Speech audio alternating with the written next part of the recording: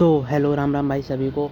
आज हम जाने वाले हैं पुस्ते। पुस्ते जाने से पहले भाई हमने मुँह हाथ धो के हमने कुल्ला वुल्ला करके हमने जूते वूते पहन के हम निकल गए अपने पुस्ते की तरफ। और पुस्ते पहुंचने के बाद हमने थोड़ा बहुत इधर उधर टहला। टहलने के बाद हमने कहा क्या करें आज।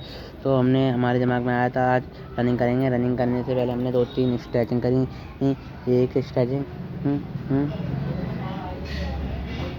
दूसरी वाली करी थी, तीसरी, चौथी,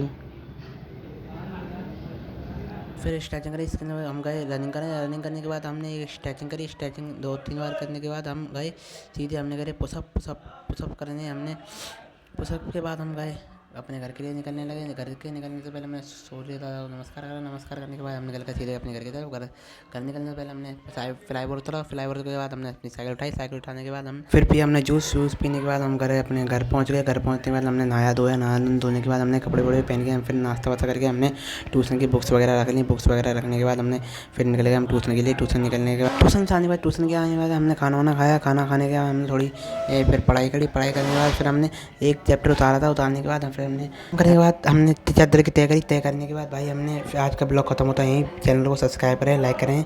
थैंक यू, बाय बाय।